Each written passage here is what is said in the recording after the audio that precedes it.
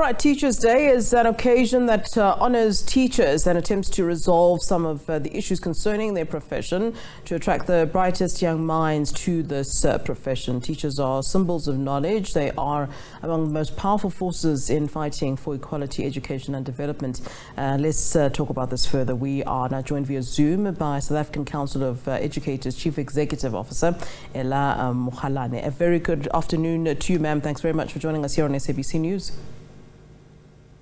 Thank you, and good afternoon to you too, Flo. Right, let's start here. I mean, South African children, we understand, have lost 1.3 years of schooling due to COVID-19. In fact, listening to President Cyril Ramaphosa yesterday as he was addressing the SATU Teachers Union General Council meeting, he said, in fact, that number could be taken up to 5 years of learning that could have been lost. Talk to us about, the impact really practically on the ground for teachers that, this problem has caused for teachers and the country's education system, and what lessons, we can take from this. What have we learned from what happened?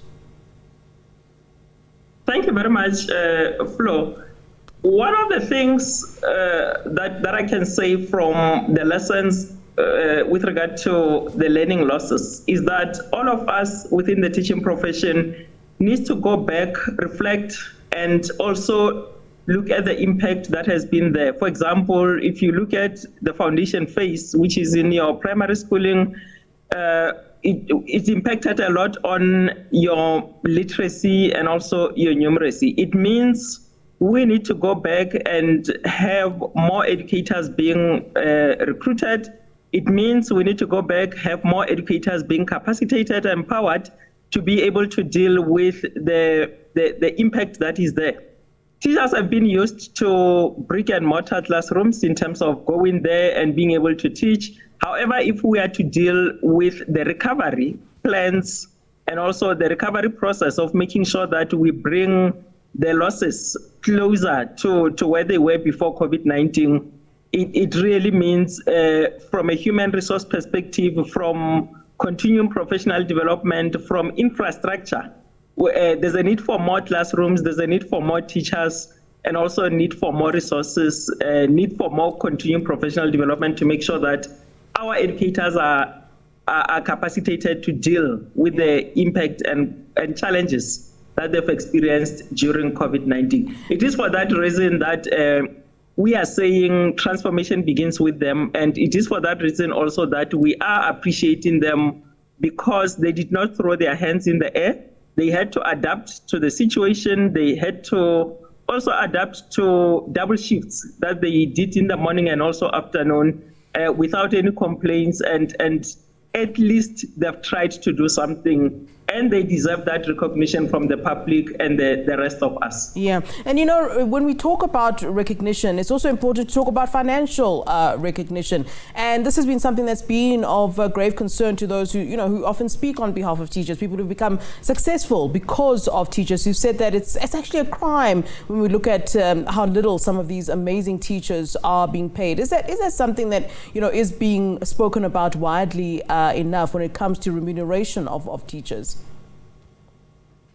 We can say with confidence from the Professional Council that our teachers are not remunerated accordingly.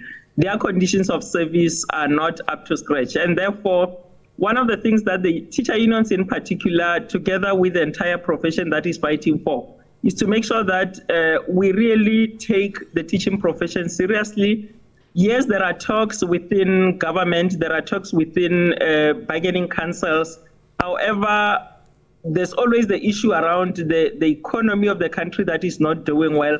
However, that cannot be excused, because all of us, the reason why you are sitting in that chair, Flo, is because a teacher made you.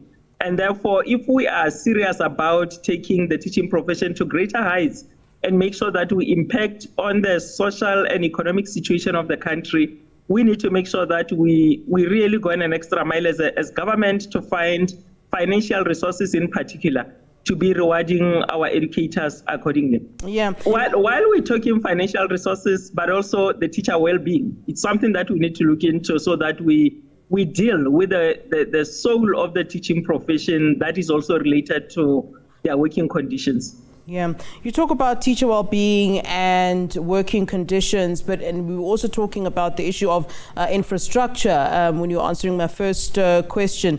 The South African education system, is characterized, as I'm sure you know, by crumbling infrastructure, overcrowding of classrooms, and sometimes relatively poor educational outcomes, and that also then perpetuates inequality. So this is just, just a non-stop cycle that continues to go on like this. Surely this also impacts on these issues impact on teacher well-being and how teachers perform their work. I would imagine that if you are in this dilapidating structure and you're teaching an overcrowded classroom, that would affect anyone. Let's talk to that too. Yeah, definitely.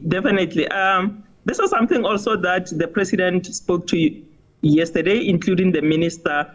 The Department of Basic Education, it's together with public service, not public service, sorry, the other department that is dealing with infrastructure.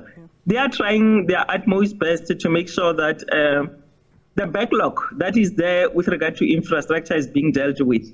However, if they are not moving with the speed that is necessary, we're still going to experience challenges in terms of the well-being of the teachers. We are expecting them to be dealing with recovery plans. However, at the same time, the infrastructure is not conducive for them.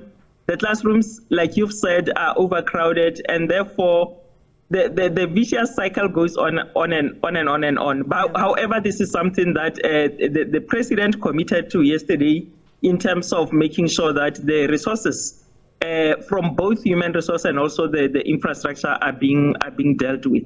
That we can only hope that can be resolved in the near future. All right, Ella, I wish we could continue with our conversation. Unfortunately, our time is up. But thank you so very much for joining us, and happy Teachers' Day to you and your colleagues.